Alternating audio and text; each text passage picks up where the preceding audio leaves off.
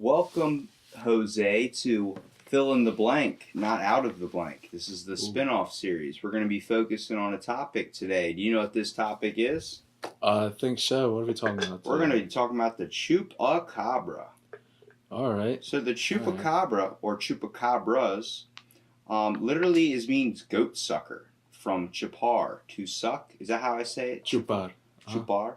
And cabra, which means goat. Is that how you say it right? Yeah. See, that's the best part about being bilingual is you have this whole other side where you can correct me if I'm wrong. So now every time I try, I actually need a German person because it seems like every article I find on government conspiracies, there's a German guy involved. And next thing you know, his name's like Heinz Schnitzwatzker. And I'm like, there's no way I'm pronouncing that right. You gotta find some way. So it's a legendary creature in the folklore of parts of the Americas, with its first purported sightings reported in Puerto Rico. The name comes from the animal's reported habit of attacking and drinking the blood of livestock, including goats. Now, have you ever heard of the Chupacabra before? I have, yeah. What is your definition of a Chupacabra? Like, give me your description. If I was to be like, what did you see? And you're trying to describe them. All right, so Chupacabra, usually in my family, we tend to tease or whatever each other a lot.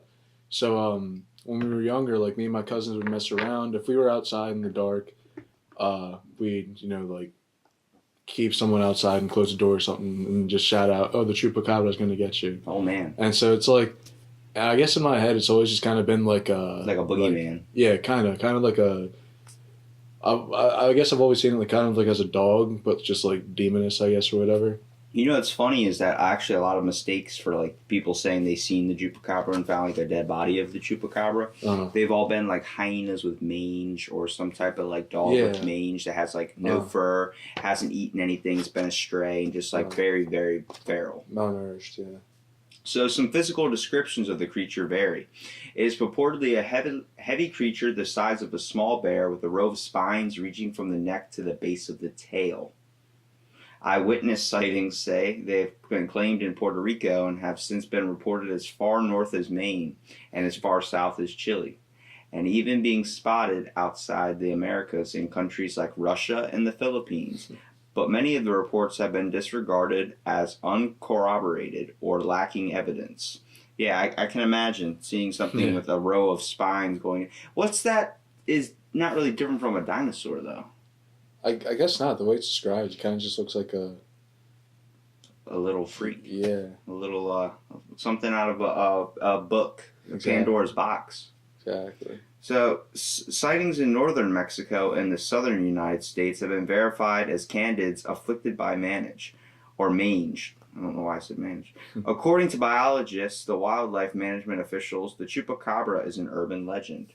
So the basis is it's a product of malnutrition and is disease to a dog or hyena that have been reported, or is it evolution? So Puerto Ricans seem to see it as like a reptile, and the majority saying it's a coyote mixed breed. The signature mark is 3 holes in the neck of its victims, which is there's like a case of they found a bunch of goats. With 3 holes in the neck. Yeah. All the blood dripped out, which is weird. Is that someone playing a prank in your mind? If you would come across a whole livestock of goats with 3 holes in their neck, or would you think there's a beast out there that's hunting them down? Well, if it's a prank, it's kind of a fucked up prank. Well, I mean, there's people that do some sick stuff out there, too. That is true. You can't tell me if you put, what is it? The little ketchup packets under the seat when you go to sit down. That dude's a sick person. He's worse than the goat guy. Exactly. So like we said before, chupacabras can literally be translated as goat suckers. So from chupar and cabra, which means to suck, and goat. So it is known as both chupacabras and chupacabra throughout the Americas, with the former being the original word, and the latter what is that, sensualization of it? The name is attributed to Puerto Rican comedian Silverio Perez, who coined the label in 1995 while commenting on the attacks at San Juan radio DJ. Well, that's interesting. So a comedian made this little beast up. So the first reported attack Eventually attributed to the creatures occurred in March 1995 in Puerto Rico. 8 sheep were discovered dead, each with 3 puncture wounds in the chest area and completely drained of blood.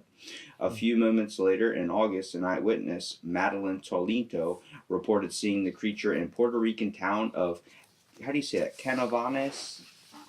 Calvanes? It looks like Canovanas. Canovanas. Mhm. When as many as 150 farm animals and pets were reportedly killed. In 1975, similar killings in the small town of Mocha were attributed to El Vampiro de Mocha, the vampire of Mocha. Mm-hmm.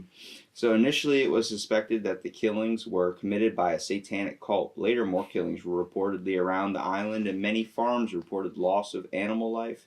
Each of the animals were reported to have its body bled dry through a series of small circular incisions. Do you think that could be the government pulling, coming out there with needles and just... It could be, and just making it seem maybe they made the Chupacabra. Or do you think it could be vampires instead of chupacabras? Do you have Mexican vampires?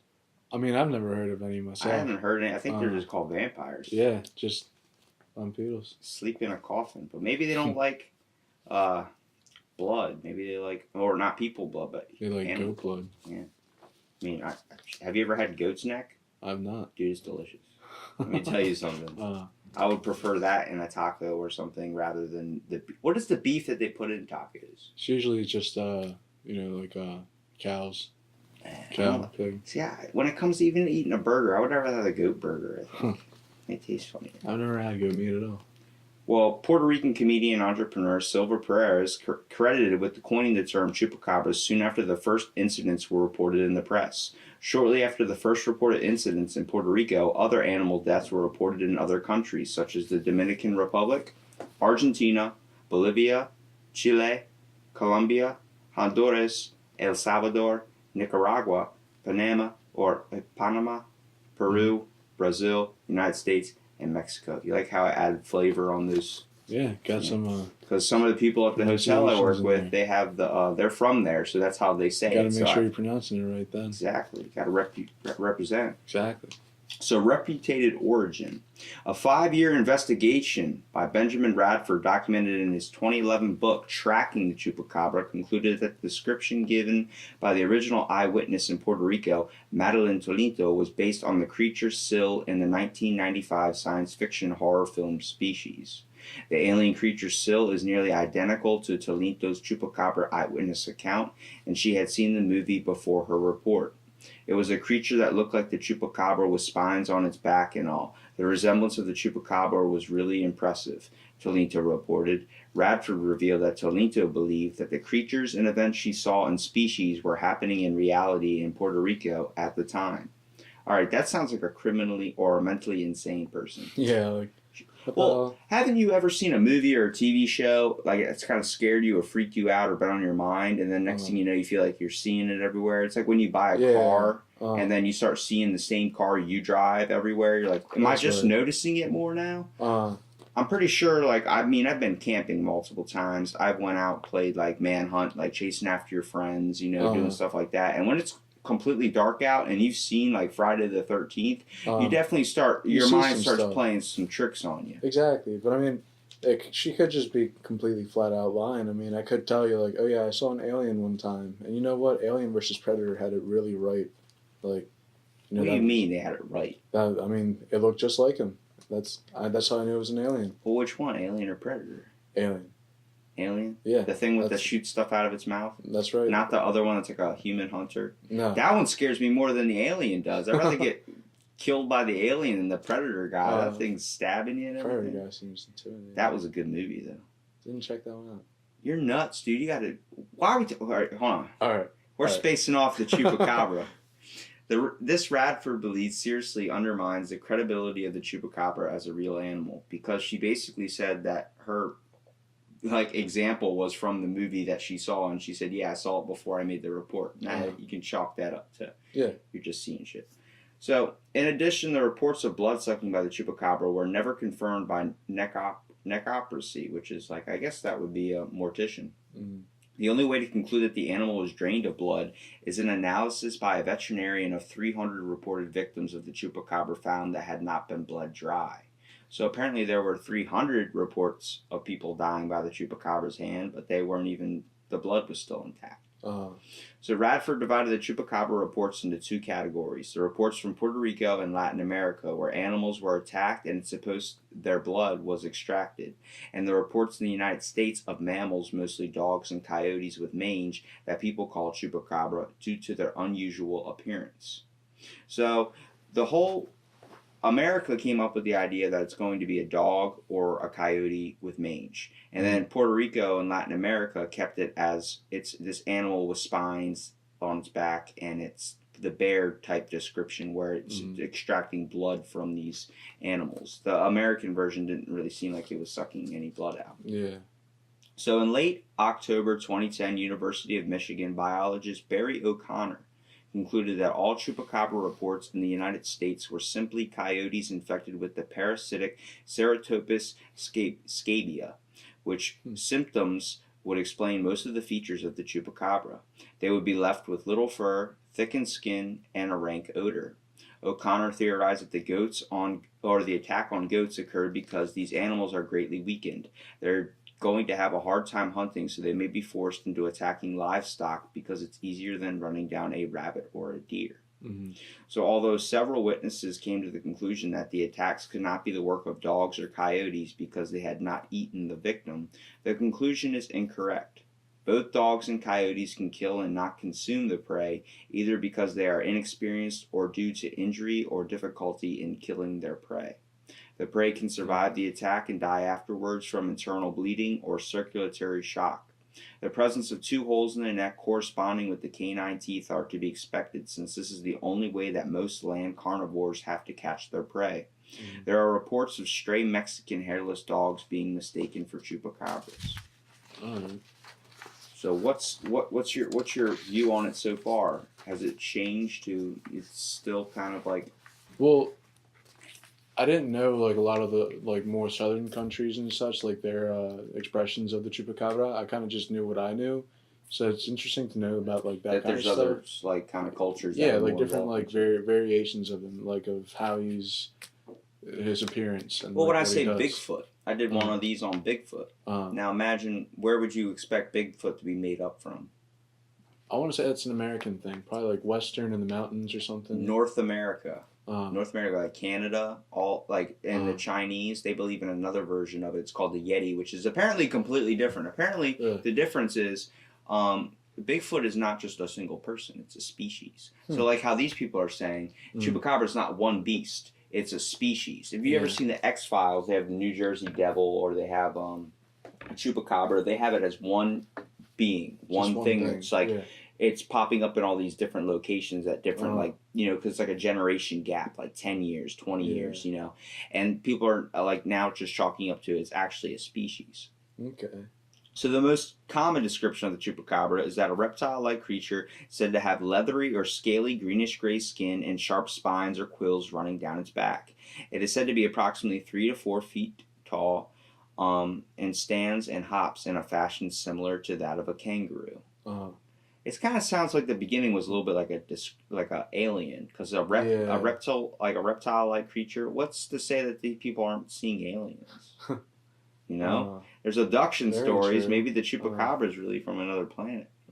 So another common description of the chupacabra is of a strange breed of wild dog. The form is mostly hairless and has a pronounced spinal ridge, usually pronounced eye sockets, fangs, and claws. Unlike conventional predators, the chupacabra is said to drain all the animal's blood and sometimes organs, usually though 3 holes in the shape of a downwards pointing triangle or through 1 or 2 holes.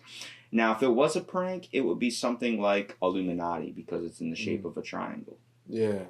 So, related legends would be a popular legend in New Orleans concerns a popular lover's lane called Grunch Road, which was said to be inhabited by grunches, creatures similar to appearance in the chupacabra. And then Chile also shares similarities in their supposed habits, but instead of being a dog-like thing that they are described, but it's something as winged snakes. This legend may have originated from the vampire bat, an animal epidemic to the region. So in the Philippines, another legendary creature called the Sigban shares many of the Chupacabra's description. And what we see in popular culture today with the Chupacabra is the incident in Carrillo, Texas. The popularity of Chupacabra myth was received global attention. Somebody was responsible for capturing the alleged specimen, claimed that T-shirts highlighting the event were shipped to locations such as Italy, Guam, and Iraq.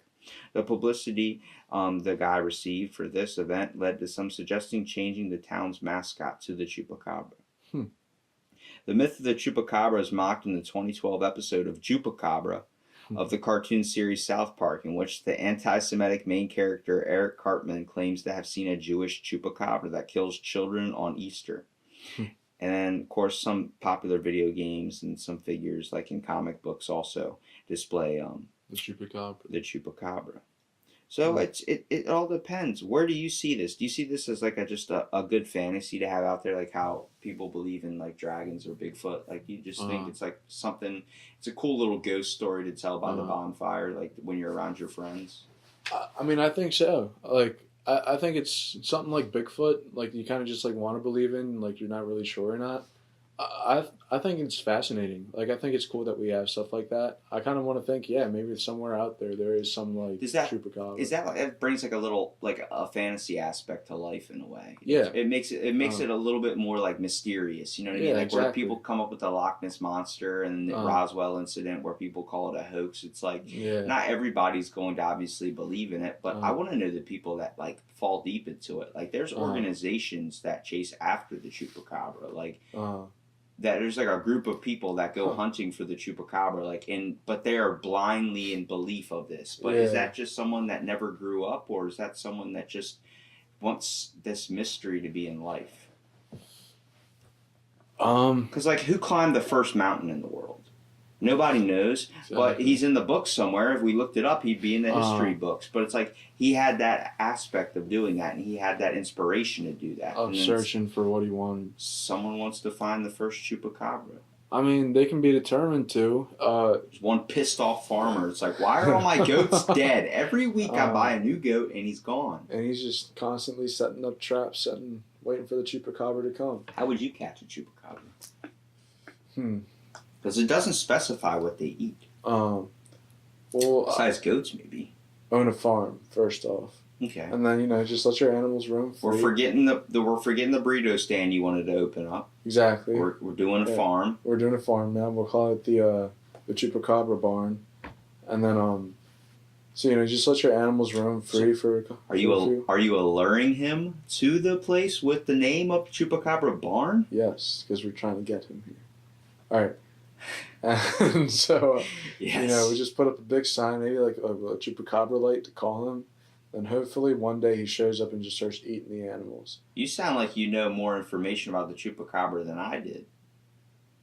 You're like, there's a Chupacabra light. What light would a Chupacabra light be? It's like the deer sign where it says deer crossing and it's a Chupacabra crossing? More like the Batman light. The spotlight just showing. So Chupacabra's now a superhero. That's right. I like your thoughts. And he can see I it can from believe everywhere. in that Chupacabra. He can see it from everywhere.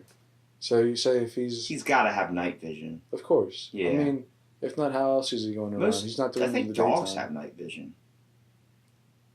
I'm not sure. Have you ever tried throwing a ball in the dark and your dog go after it? He always brings it back. And there's no way he's just smelling it. He just sees it. Nah, I don't think I've tried that. Well, if anybody wants to go look up the Chupacabra for themselves and try and get a little bit of information on it, this was much of a quick podcast with thoughts in it, just because the Chupacabra, there's not a whole lot of information on it. It's the other name you can look up for is El Chupacabra, so the Chupacabra. It's definitely interesting, and it definitely makes a little bit of mystery added to the life. For sure.